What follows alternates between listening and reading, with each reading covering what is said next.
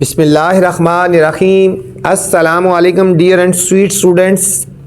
I am Sir Fiaz and today we are going to solve exercise 9.3. अजीज़ तलबा तलबात, आज हम exercise 9.3 solve करने जा रहे हैं। एक्सरसाइज में जाने से पहले गुजारिश है, वीडियो आपने पूरी देखनी है। वीडियो के अंदर कुछ ऐसी चीज़ें बताई जाएंगी जो आज तक किसी टीचर ने आपको नहीं बताई।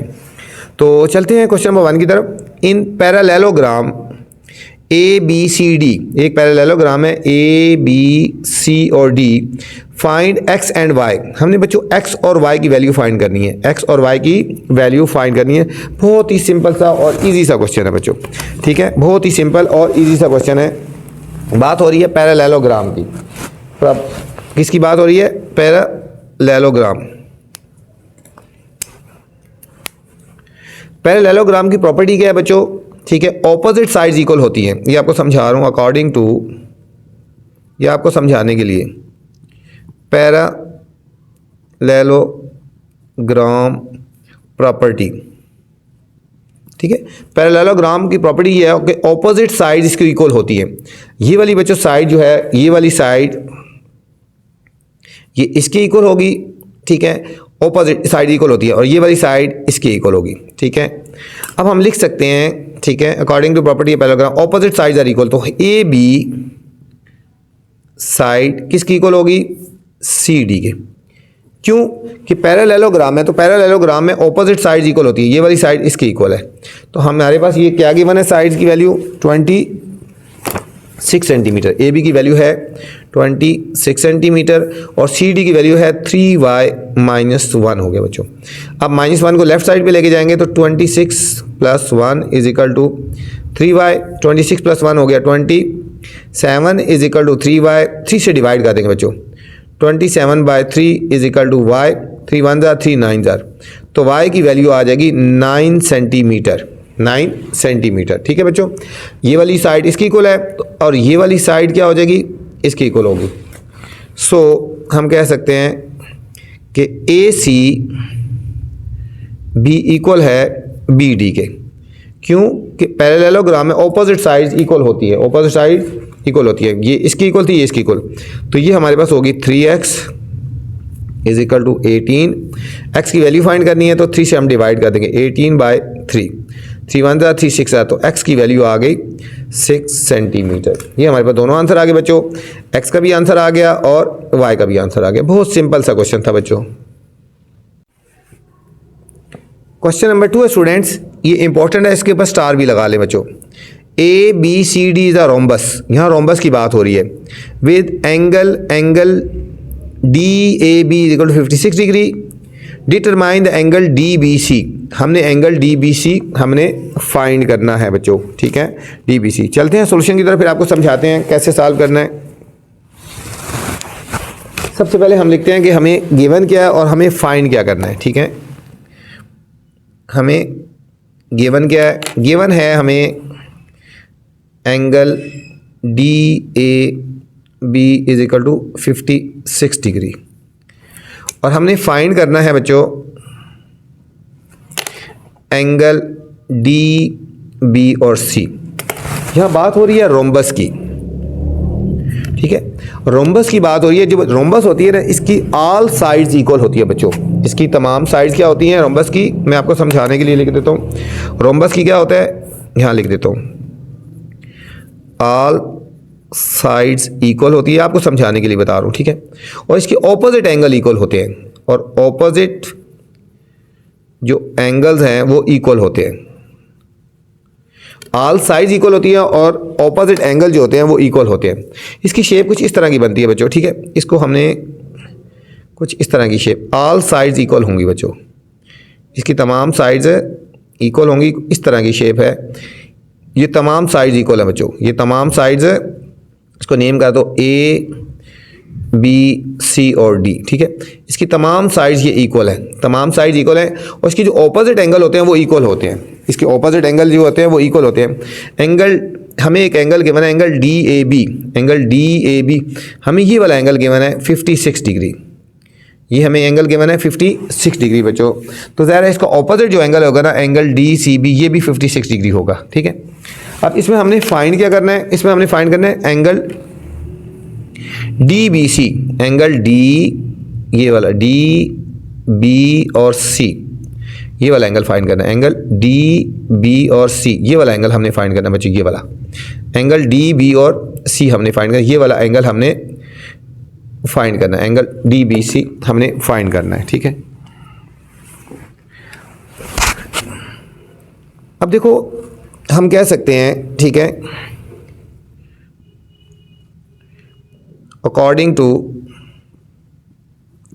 रोम्बस प्रॉपर्टी, आपको समझाने के लिए लिखा है। ठीक है, ऑपोजिट एंगल इक्वल होते हैं। एंगल ए इक्वल होगा एंगल सी के। ठीक है, एंगल ए अगर 56 है तो एंगल सी भी किसकी इक्वल होगा? 56 होगा। ये एंगल भी कितना होगा? 56 होगा। ठीक, अब हमने बच्चों एंगल फाइंड करना है डी बी सी। हम लेट करते हैं, let angle D B C x है, हम इसको एक्स रखते हैं। Angle D B C is equal to x है। ठीक है, ये एक्स हम रखते हैं कि angle D B C x है।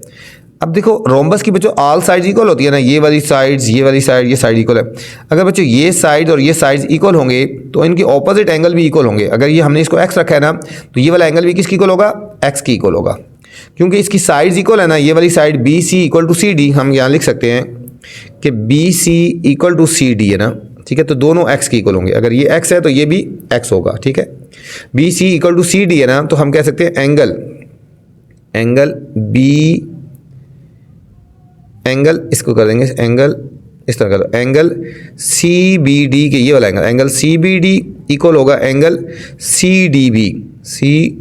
ये आपको समझाने के लिए लिख रहा हूँ, ये दोनों एक्स की इक्वल होंगे। ये साइड इक्वल है तो ये दोनों एंगल भी इक्वल होंगे। ये आपको समझाने के लिए लिखा है, आप इधर चलें। ठीक है, अब हमारे पास एक ट्राइंगल बन गई, ट्राइंगल बी सी डी। अब यहाँ से सॉल्व किया, आपको समझाने के लिए लिखा है ट्राइंगल बी सी डी। ठीक है बच्चों, हमने पढ़ा था जो ट्राइंगल के इंटीरियर सम होते हैं, ठीक है, एंगल का वो 180 की इक्वल होगा। तो हम लिखेंगे एक्स, एंगल एक्स प्लस सी 56, हम लिखेंगे एक्स प्लस एक्स, ये वाला एंगल, ये एंगल एक, ये और एक ये एंगल एक्स प्लस ये वाला एंगल कितना है? 56। ये तीनों एंगल का जो सम होता है 180 डिग्री की इक्वल होता है। ठीक है बच्चों, ये ऑपोजिट ए से इक्वल हो गया। इसको हमने लेट कर दिया एक्स, ये अगर ये एक्स है तो ये भी एक्स होगा, क्योंकि साइड्स इक्वल थी ना।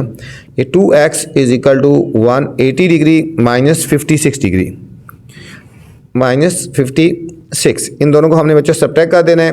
तो हमारे पास आएगा 2x इज इक्वल टू 180 में से हमने 56 को सब्ट्रैक्ट कर देना है, तो 124 डिग्री आ गया। 124 डिग्री, x की वैल्यू फाइंड करनी है तो 124/2 तो इज इक्वल टू आ गया हमारे पास 62 डिग्री। ठीक है, तो हम कहेंगे जो एंगल फाइंड करना है angle D B C is equal to 62 degree. ठीक है, ये वाला जो एंगल हमने फाइंड करना था ये हमारे पास आ गया 62 डिग्री। ये था बच्चों question number 2। Question number 3 students, in the given figure A B C D the rectangle A B C D. ठीक है, ये एक रेक्टेंगल है, ए बी सी डी ये हमारे पास बच्चों एक रेक्टेंगल है। And its diagonal meet at O, इसके डायगोनल जो है ये डायगोनल है बच्चों, ए सी डायगोनल हो गया एक, और एक हमारे पास बी डी डायगोनल हो गया। ये दोनों एक दूसरे को ओ पे मीट करते हैं। फाइंड एक्स, एक तो हमने एक्स की वैल्यू फाइंड करनी है। If O B is equal to, ये diagonal half diagonal O B की वैल्यू ये है और हाफ डायगोनल ओ सी की वैल्यू ये है। आल्सो फाइंड बी डी, और हमें बी डी भी फाइंड करना है बच्चों। सिंपल सा क्वेश्चन है, इतना मुश्किल नहीं है, थोड़ा सा आपने ध्यान देना है। चलें, हमें गिवन क्या है? गिवन है बच्चों हमें ओ बी की वैल्यू गिवन है, ओ बी की वैल्यू गिवन है 2x + 4 और ओ सी की वैल्यू गिवन है 3x + 1। फाइंड क्या करना है? फाइंड तो बच्चों एक तो हमने वैल्यू फाइंड करनी है, x की वैल्यू फाइंड करनी है और बी डी की वैल्यू फाइंड करनी है। अच्छा, अब क्वेश्चन की तरफ चलते हैं। In a given A B C D rectangle, बच्चों रेक्टेंगल है। अच्छा, रेक्टेंगल की प्रॉपर्टी क्या होती है बच्चों? रेक्टेंगल की प्रॉपर्टीज ये होती हैं कि इसकी ऑपोजिट साइड्स इक्वल होती है। आपको समझाने के लिए बता रहा हूँ, ऑपोजिट साइड्स इक्वल होती हैं। ठीक है, मतलब ए बी साइड इसकी इक्वल होता है, ऑपोजिट साइड इक्वल होती है, ठीक है। इसमें ऑल एंगल जो होते हैं वो 90 डिग्री होते हैं, ठीक है। अच्छा, इसके जो डायगनल होते हैं ना, बाइसेक्ट करते हैं तो डायगनल जो होते हैं वो सेम होते हैं, ऑल डायगनल्स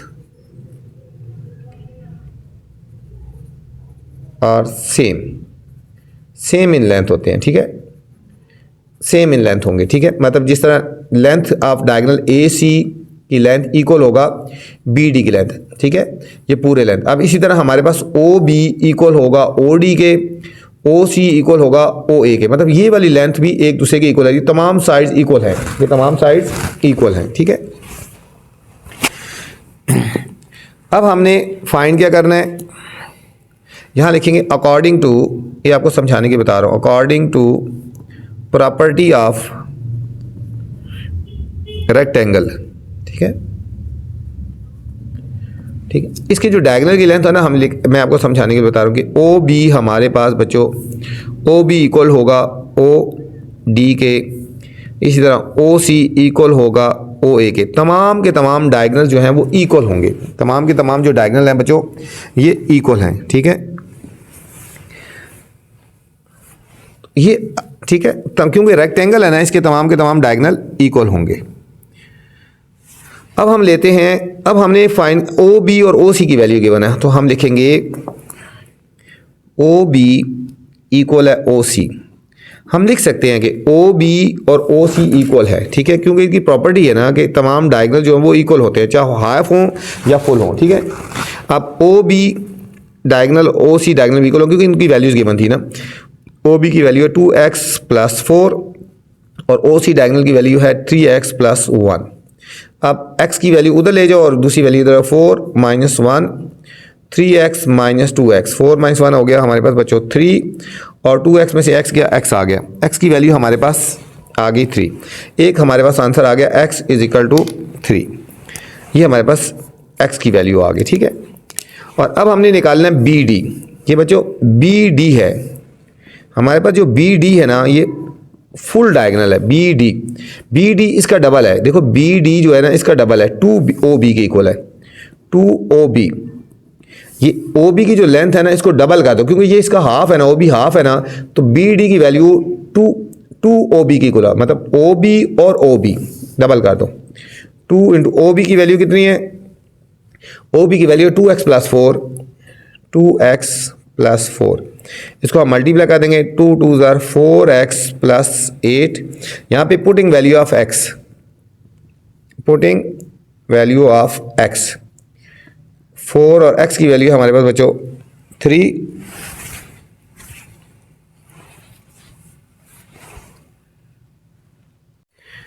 4 × 3 = 12 + 8, तो कितना आएगा 12 + 8 = 20 आ गया बच्चों।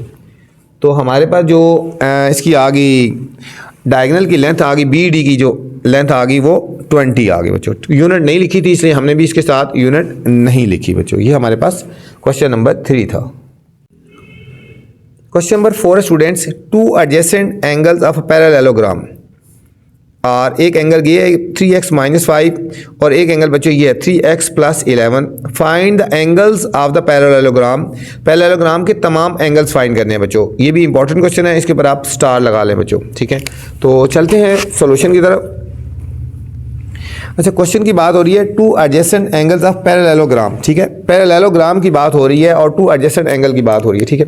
ये एक हम पैरेललोग्राम बना लेते हैं, फर्ज करते हैं कि हमारे पास एक पैरेललोग्राम है। अच्छा, पैरेललोग्राम क्या होती है, जिसकी ऑपोजिट साइड्स पैरेलल होती है। अब बच्चों ये वाली साइड और ये वाली साइड पैरेलल होंगी, और देखो ये वाली साइड और ये वाली साइड्स पैरेलल होंगी, ठीक हो गया, ये पैरेलल होगी।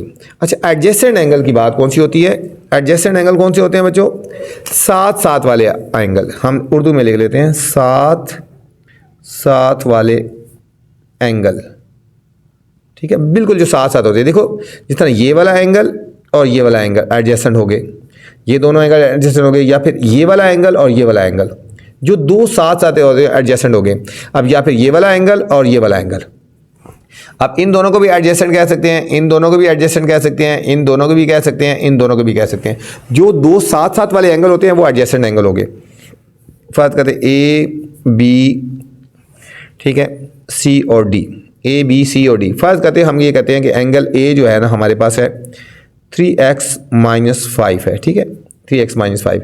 इसके एडजेसेंट एंगल ये हो गया 3x + 11 हो गया, 3x + 11 हो गया, ठीक है। हम कर देते हैं ना, ठीक है, कि लेट एंगल ए जो है हमारा क्या है 3x - 5 की इक्वल है। एंगल डी जो है ये एडजेसेंट एंगल है ना 3x + 11 की इक्वल है, ठीक है। हमने फाइंड क्या करना है, ऑल एंगल्स फाइंड करने हैं। हमने फाइंड क्या करना है, हमने बेसिकली बच्चों फाइंड करना है एंगल ए फाइंड करना है, एंगल बी भी फाइंड करना है, एंगल सी फाइंड करना है और एंगल डी फाइंड करना है, ठीक है बच्चों।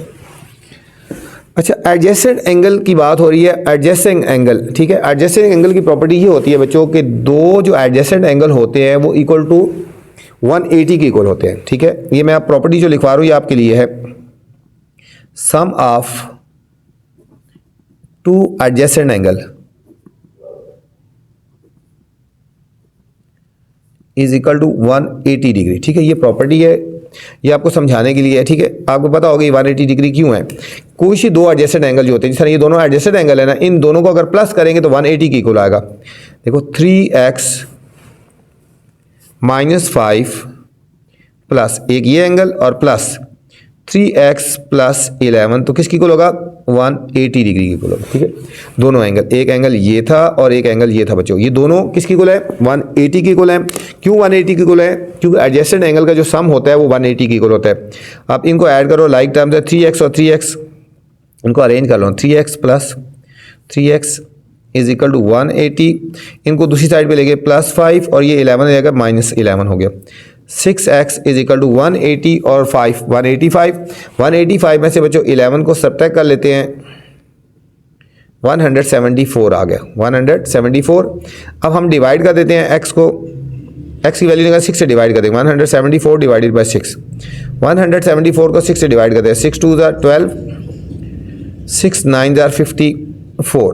तो हमारे पास जो x की वैल्यू आ गई, x की वैल्यू आ गई हमारे पास 29 डिग्री आ गई बच्चों, ठीक है। x की वैल्यू आ गई 29 डिग्री।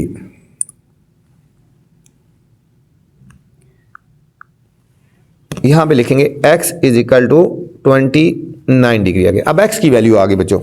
अब हमने निकालना है एंगल ए बी सी और डी। हम लिखेंगे अब एंगल ए। अब एंगल ए किसकी इक्वल था, एंगल ए की हमें वैल्यू गिवन है, एंगल ए हमने रखा था ना, एंगल ए रखा था, देखो एंगल ए किसकी इक्वल है 3x - 5, ये गिवन है ना 3x - 5, 3x - 5। अब हमने x की वैल्यू पुट कर देनी है यहाँ पे,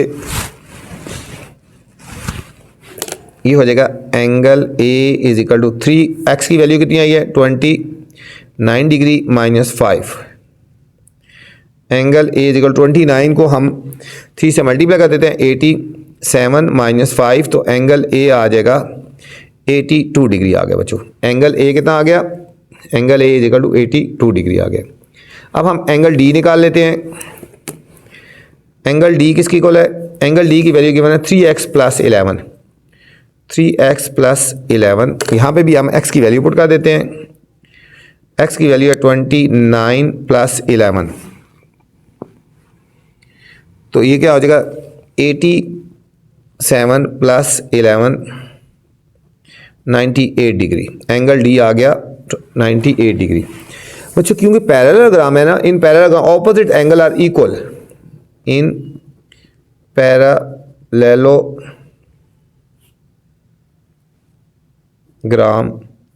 ऑपोजिट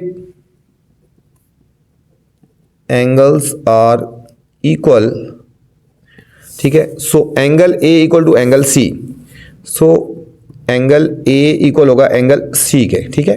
तो एंगल ए की वैल्यू आई है ना हमारे पास 82 डिग्री, तो एंगल सी की वैल्यू भी कितनी हो जाएगी बच्चों 82 degree. And angle D equal to angle B, ठीक है, angle D equal to angle B. Angle D की वैल्यू आई है 98 डिग्री, तो एंगल बी की वैल्यू भी आ जाएगी 98 डिग्री बच्चों। ये हमारे पास तमाम के तमाम बच्चों एंगल्स आ गए। ये था हमारा question number 4। Question number 5 students, ये इंपॉर्टेंट है, इसके ऊपर भी स्टार लगा लें। One side of parallelogram is 4.8 centimetre and the other side is 1/2 time of the this side. एक तरफ की लेंथ गिवन है 4.8 सेंटीमीटर और अदर साइड जो है 1/2 सेंटीमीटर है, 1/2 टाइम ऑफ दिस साइड है।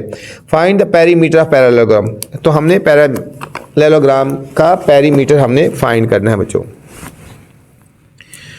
हमें गिवन क्या है, गिवन है बच्चों वन साइड, हमें गिवन है वन साइड, इसको हम कह देते हैं लेंथ, हमें गिवन है, इसको हम लेंथ कर देते हैं। Length is equal to 4.8 centimetre और विड्थ क्या है W, ये है 1/2, ठीक है, टाइम ऑफ 4.8, ठीक है, 1/2 ऑफ 4.8, ठीक है। हम इसको सॉल्व कर लेते हैं, 2 1 2 और 3/2 इंटू 4.8। जो अदर साइड है ना विड्थ जो है वो इसका 1/2 टाइम है, 4.8 इंटू 3.2।